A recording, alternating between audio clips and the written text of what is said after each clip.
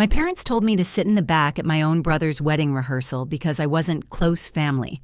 They said it loud enough for the nearest tables to hear, their polite smiles hiding the sharpness of the words. I forced a smile in return, keeping my voice steady as I replied, "Of course," and made my way toward the last row of chairs. The room was glowing with soft golden light from the chandeliers, and laughter floated from the front where my brother Ethan stood surrounded by our parents, his fiancée, and her family. Ethan, just 3 years younger than me, looked every bit the golden child they had always celebrated. Handsome, charming, and dressed in a tailored navy suit that matched the carefully arranged flowers on the tables. I sat down next to my best friend, Sophie Miller, who leaned over and whispered, "Did they really just say that to you?" Her green eyes widened in disbelief. "Yes," I said quietly, keeping my attention fixed on the front of the room, "and they meant every word." From where I sat, I could see my mother, Margaret, glancing around with the kind of pride she reserved for moments that impressed others. My father, Richard, was deep in conversation with the event manager, gesturing as if he were in charge of the entire property. Neither of them looked in my direction again. If anyone else had been watching closely, they might have seen something in my expression that wasn't hurt or humiliation. They might have noticed the way my hand brushed the side of my bag, feeling for the document I had been carrying for weeks. It was folded neatly inside a cream envelope, a document that would turn the next few minutes into a memory no one here would ever forget. The rehearsal dinner was held at Maple Grove Estate, a sprawling century-old property with whitewashed walls, wide oak doors, and manicured gardens that looked like they belonged on the cover of a wedding magazine. The main hall smelled faintly of roses and polished wood, the chandeliers casting a warm glow over the tables dressed in white linens and crystal glassware. Every detail was meant to impress. Ethan stood at the center, greeting guests like a politician at a fundraiser. His fiancée, Lily, in a soft cream dress, clung to his arm with the kind of nervous smile brides often wear the night before their big day. Their friends surrounded them, laughing and snapping photos, while the photographer circled to capture every angle. My parents moved through the crowd with the confidence of people who believed this event reflected directly on them. From my seat in the back, I took in the scene. I had been to more than my share of weddings, but this one was different. Not because it was Ethan's, but because I had spent years knowing I would be an outsider at my own family's celebrations. Growing up, I was the responsible one. When our father's business started failing during my senior year of college, I left campus for a semester to help. I worked 2 jobs, ran errands, handled bills, and did whatever was needed to keep our house from going into foreclosure. My parents said they appreciated it, but their attention was always drawn back to Ethan, the son who, even in his teenage years, could charm his way into opportunities without trying. Ethan had a talent for making people feel special in the moment, though the attention rarely lasted beyond that. My parents loved that about him. They would gush about how proud they were when he landed a mediocre sales job, or how he had such a bright future when he bought his first used car.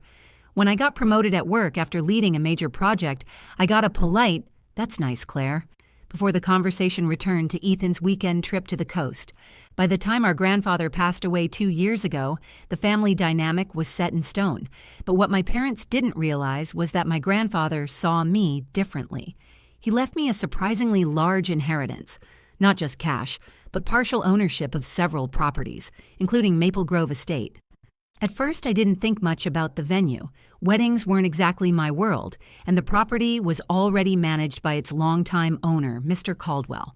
But when I heard through mutual acquaintances that Maple Grove was struggling financially, I reached out to him. We met in his sunlit office one afternoon, surrounded by black and white photos of the estate from the 1920s. Mr. Caldwell spoke warmly of my grandfather, telling me how much respect he had for his integrity and generosity. "I'd rather see this place go to someone who will value it," he said. "Your grandfather always spoke highly of you.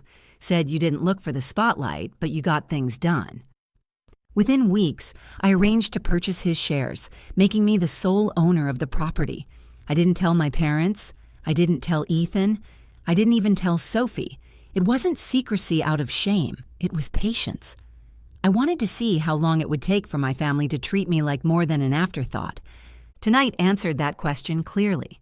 From my seat, I watched as Margaret directed servers to rearrange chairs while Richard checked the wine bottles on the bar. Neither of them owned this venue, but they acted as if they were hosting royalty. The staff complied politely, though I caught the manager glancing toward the back, where Daniel, my attorney, stood waiting for my signal. Sophie leaned in. "They didn't even save you a spot with the rest of the family?" "They saved spots for everyone else," I said, my voice low. "I'm not surprised." She shook her head. "You've done more for them than anyone else in this room." I didn't respond. I had learned that pointing out my contributions only made them more defensive, as if acknowledging my efforts threatened their view of Ethan as the family's crown jewel. But this night, in this very hall, they were standing on ground they didn't realize belonged to me. As the minister began the rehearsal walkthrough, I let my mind drift back to the moment my grandfather's lawyer handed me the envelope with the property deeds. The papers were heavy in my hands, the ink still fresh from the signatures. That same envelope now sat in my bag under the table, only a few steps away from changing the course of the evening.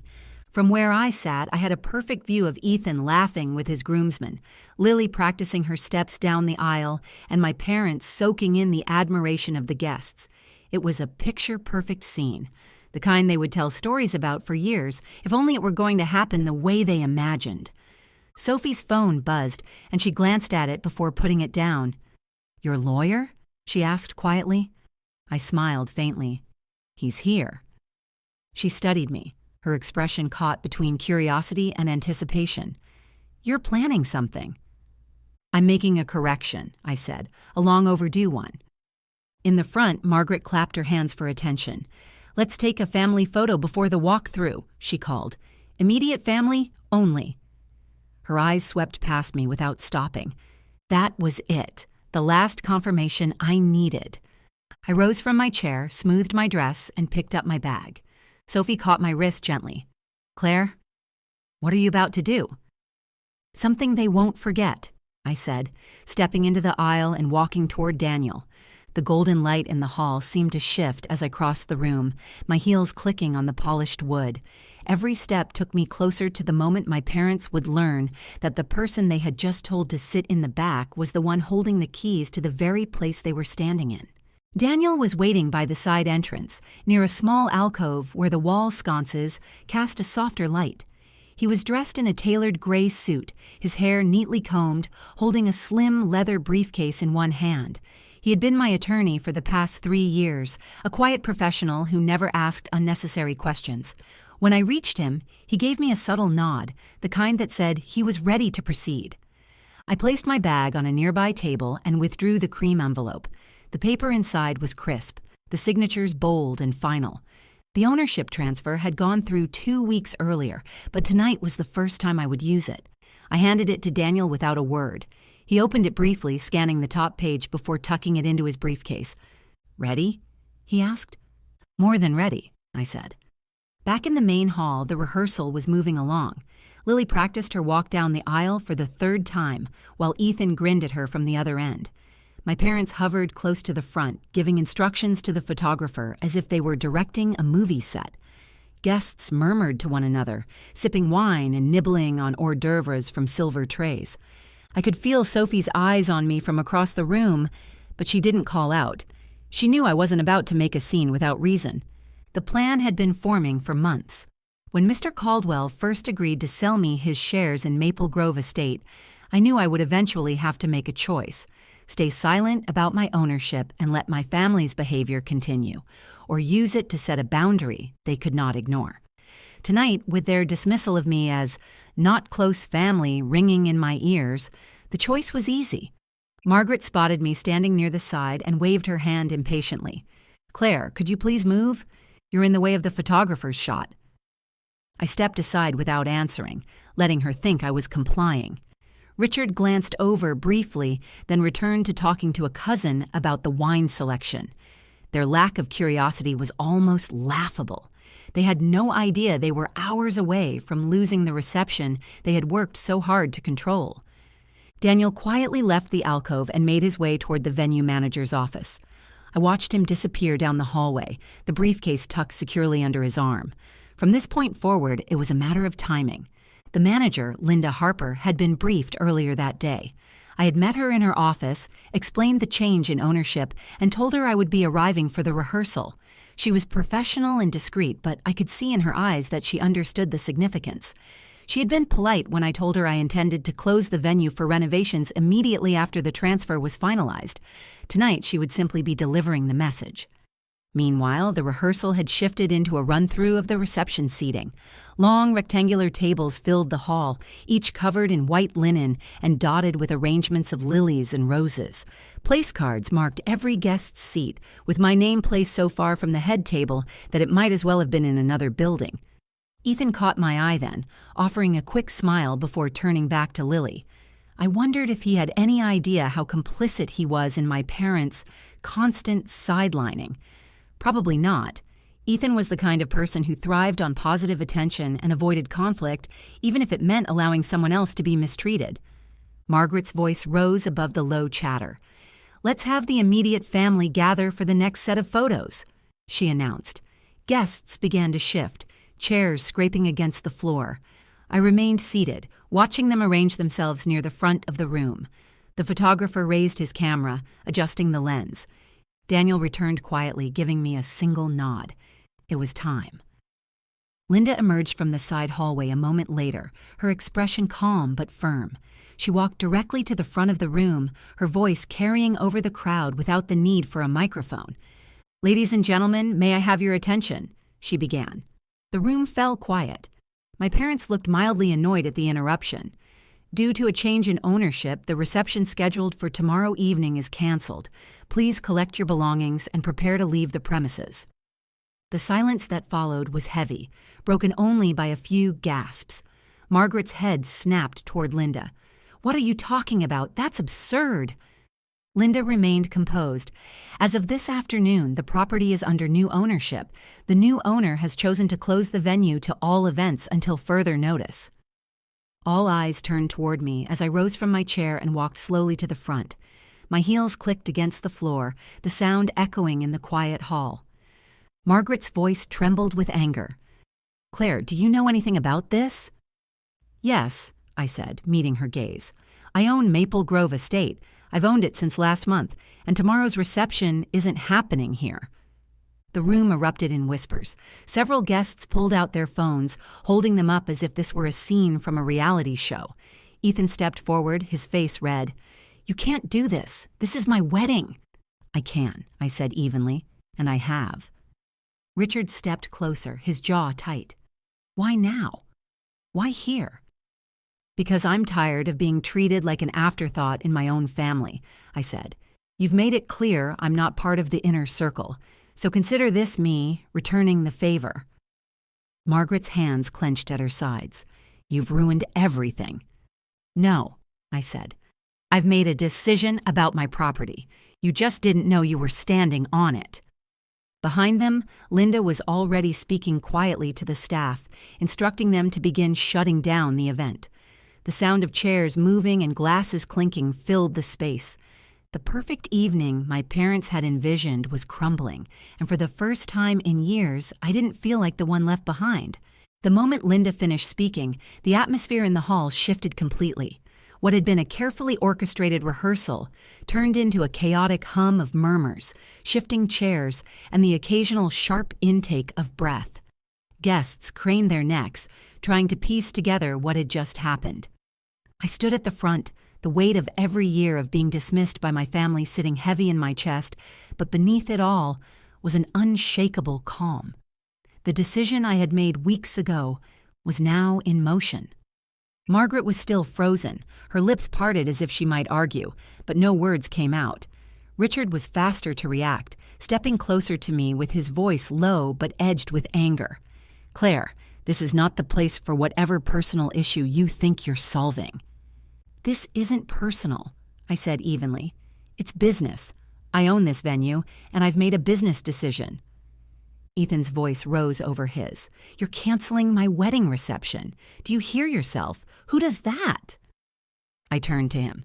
Someone who has been treated like she doesn't exist until she becomes useful. Someone who remembers every time she was asked to sit in the back, keep quiet, or make sacrifices without recognition. Someone who finally has the ability to say no. The crowd shifted uncomfortably. Lily, his fiancée, stepped forward, her face pale. "Claire, this isn't fair to me. I've done nothing to you." "You're right," I said, "and you deserve better than being pulled into a family dynamic like this. But I'm not letting my parents use my property to host an event where I'm treated like I'm invisible." Sophie moved up beside me then, her presence steady. "You're doing the right thing," she murmured, low enough for only me to hear. Richard's patience snapped. "If this is about the seating arrangement, you're being petty." I laughed softly, though there was no humor in it. This is about 32 years of being sidelined. The seating arrangement was just the latest reminder. I'm done pretending it doesn't matter. Linda approached me with a clipboard. "The staff is ready to start clearing the room. Shall we proceed?"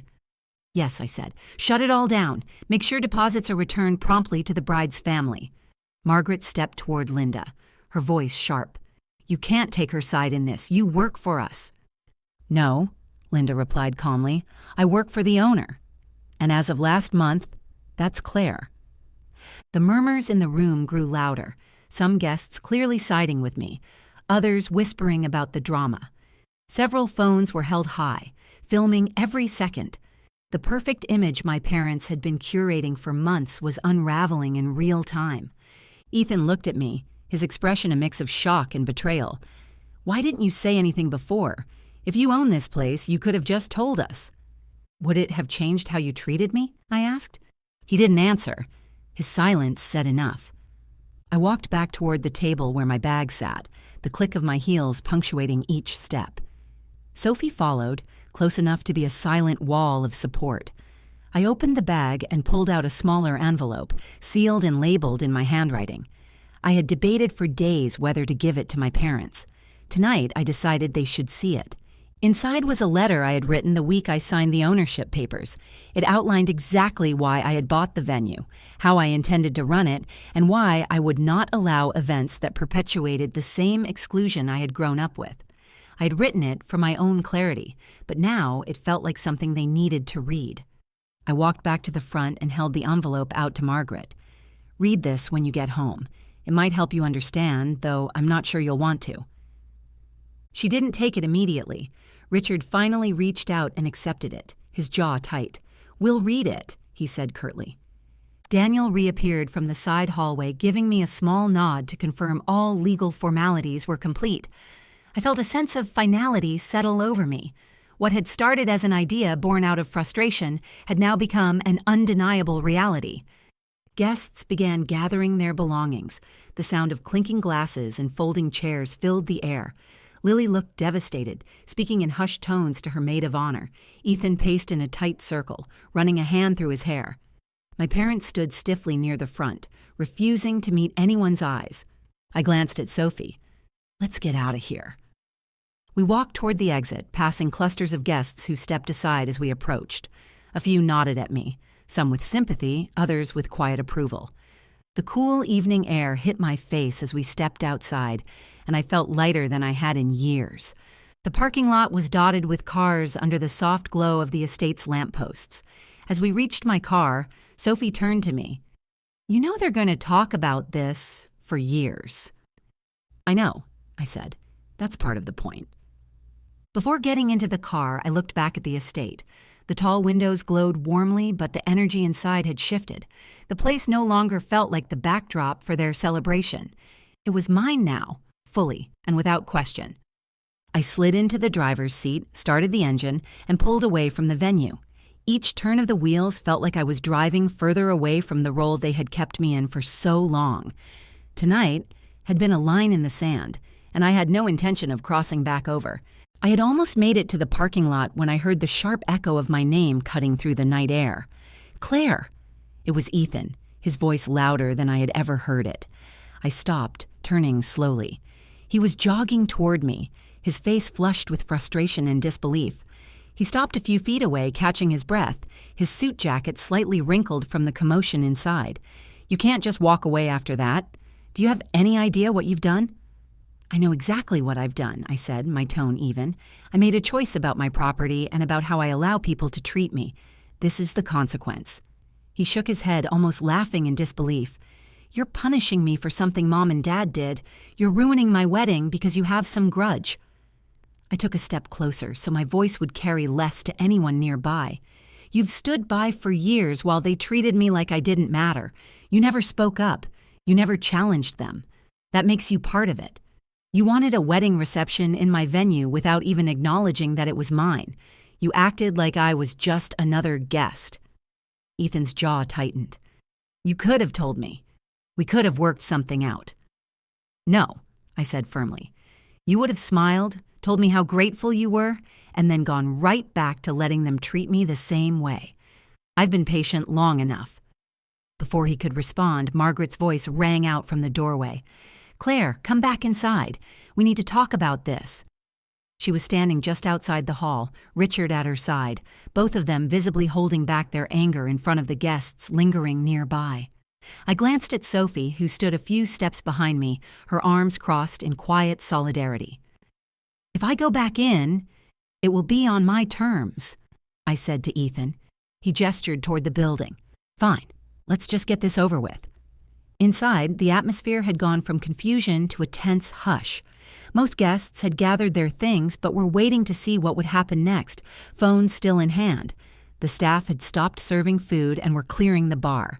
Linda stood off to the side, clipboard in hand, ready to back me if needed. I walked to the front of the room with Ethan trailing me, my parents standing like statues near the head table. I could feel dozens of eyes on me. Margaret's voice was low but cutting. "If your grandfather could see this, he would be ashamed." I met her gaze without blinking. "If my grandfather could see this, he would remember exactly why he left this property to me. He knew how you treated me. He knew I wouldn't let it continue once I had the means to stop it." Richard's voice was controlled but sharp. "This is not the time or place for this discussion." "This is exactly the time," I said. "For years you've made it clear I wasn't part of your inner circle. You've used me when it suited you and ignored me when it didn't. Tonight you made it public again when you told me to sit in the back at my own brother's rehearsal. Now I'm making it public that I won't accept that anymore." The room was silent. A few guests looked uncomfortable, but others were clearly invested in what was happening. One of Ethan's groomsmen muttered something under his breath, earning a sharp look from Linda. Ethan stepped forward, his hands spread as if to calm things down. "Claire, can't we just figure something out? Let us have the reception tomorrow and we'll talk after." I shook my head. "You're asking me to reward the same behavior that brought us here. The answer is no." Lily's maid of honor whispered something to her, and Lily's eyes filled with tears. She turned to Ethan, her voice breaking. "We can find another venue. We don't need this." Ethan looked torn, glancing between her and me. Finally, he muttered, "Fine," though the word was heavy with defeat. I turned to Linda. "Please escort any remaining guests out so the staff can finish closing down." "Yes, ma'am," she said without hesitation. Margaret's voice rose behind me. "You'll regret this. You think you're proving a point, but all you're doing is making enemies in your own family." I turned back to her, my voice steady. "Respect isn't something I can force you to give, but I can stop giving you access to the things I've worked for while you treat me like I don't belong. If that makes me an enemy in your eyes, so be it." Richard's expression hardened, but he said nothing. The staff began moving through the room, politely but firmly guiding guests toward the exits. Some stopped to whisper quick goodbyes to Ethan and Lily. Others simply left without a word. The once perfectly arranged hall now looked like any other space after an event falls apart. Chairs pushed aside, plates half finished, floral arrangements left abandoned on tables. Sophie came up beside me. "It's done," she said softly. I nodded. "Yes, it's done." I walked toward the entrance, the heels of my shoes clicking against the hardwood floor in the sudden quiet. As I reached the door, I turned for one last look. Margaret and Richard stood near the head table, talking in low voices. Ethan had his arm around Lily, his head bowed. The chandeliers still cast their warm light over the room, but the joy had drained from it completely. Stepping outside into the cool night air felt like crossing a threshold. I had spent years shrinking myself to fit the space they allowed me. Tonight, I had claimed my own. As Sophie and I walked to the car, she asked, "Do you think they'll ever forgive you?" "That's up to them," I said. "I'm not asking for forgiveness. I'm asking for change." The estate loomed behind us, its windows glowing in the darkness. For the first time, it didn't feel like a place where I didn't belong. It felt like mine, because it was, and no one could take that from me. The following morning, the estate was quiet. The staff had finished clearing the hall late into the night, leaving the space spotless. Sunlight streamed through the tall windows, lighting up the polished hardwood floors and the gold accents on the molding. It felt different now. The air didn't carry the tension of the night before. It felt lighter, as if the walls themselves had been freed from the performance my parents had been staging. I walked slowly through the hall, my footsteps echoing. This place had been the centerpiece of my family's big event, yet they had treated me as though I was only a bystander. Now it stood empty because I had chosen not to accept that role anymore. Linda met me near the back doors. "Everything's been handled," she said. "The deposits were returned this morning. We'll start preparing for your plans as soon as you give the word." "Thank you," I told her. "I want this place to be more than a status symbol for people who think they can use it without respect. I want it to mean something to the community. My grandfather would have wanted that." She smiled, nodded, and left me to walk the property alone. I paused at the double doors leading to the garden. Beyond them, the morning light fell over the lawn where tables had been set the night before. It was beautiful, but in a different way now. It was no longer a stage for my parents' pride. It was mine to shape. I thought about Ethan and Lily. I knew they would find another venue, probably within days. Their wedding would still happen. But this moment had never been about ruining their day. It was about ending a pattern I had lived with for too long. For years, I had quietly taken the role my family assigned me, keeping my head down and letting them overlook me. Owning this venue and using that ownership to set a boundary was a way to finally say I mattered. Sophie called later that afternoon. "How are you feeling?" "Relieved," I said, "and more in control than I've felt in years." "You know they'll be furious for a while," she said. "I know," I replied. "But if being part of this family means being invisible, then maybe I'm fine with a little distance." After we hung up, I sat on the back patio of the estate, sipping coffee while the breeze carried the scent of fresh-cut grass. I realized this was the first time I had been here without feeling like I was on someone else's property. I had spent most of my life letting my parents dictate where I stood, what I was worth, and how much space I could take up. Now I owned the space itself. The lesson was clear. Sometimes you can't wait for people to value you. Sometimes you have to set the terms yourself, even if it means upsetting the balance they're comfortable with. I wasn't sure when I'd speak to my parents again, but I knew the next conversation would be different. I would no longer be asking for their approval. I would be expecting their respect. And if they couldn't give it, I wouldn't give them access to the parts of my life they had taken for granted. As the afternoon sun warmed the patio, I felt the weight of years of silence lifting. This wasn't about revenge anymore. It was about reclaiming my place, my voice, and my right to be seen. What would you have done in my place?